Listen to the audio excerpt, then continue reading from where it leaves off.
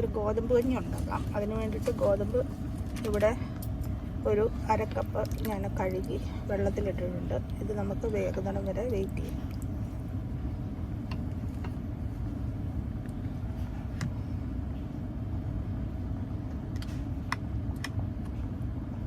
തുടങ്ങിയിട്ടുണ്ട്.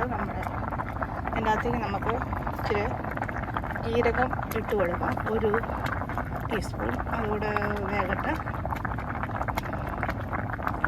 വെള്ളം ഇപ്പം നന്നായിട്ട് തിളച്ചുകൊണ്ടിരിക്കുകയാണ്. നന്നായിട്ട് വെന്ത് വരട്ടെ.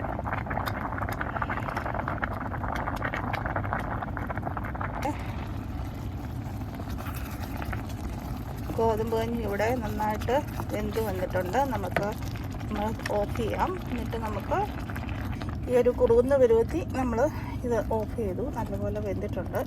ഓക്കെ, ഇതിനകത്തേക്ക് ആവശ്യത്തിന് ഉപ്പ് ചേർത്ത് കൊടുക്കാം. മധുരം ഇടുന്നവർക്ക് മധുരം ഇടാം, നോ പ്രോബ്ലം. ഓക്കെ, ഞാനിവിടെ ഉപ്പാണ് ഇടുന്നത്.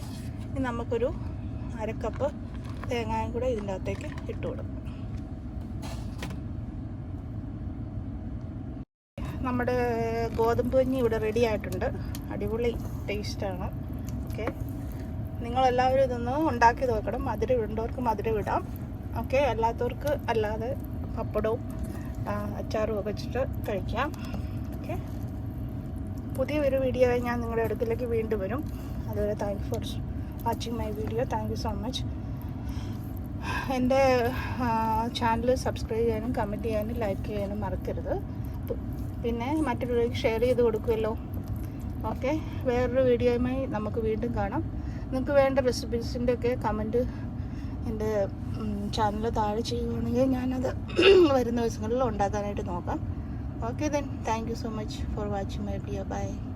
നമ്മുടെ ഗോതമ്പ് കഞ്ഞി ഇവിടെ റെഡി ആയിട്ടുണ്ട്. അടിപൊളി ടേസ്റ്റാണ്. ഓക്കെ, നിങ്ങളെല്ലാവരും ഇതൊന്ന് ഉണ്ടാക്കി നോക്കണം. മധുരം ഇടേണ്ടവർക്ക് മധുരം ഇടാം.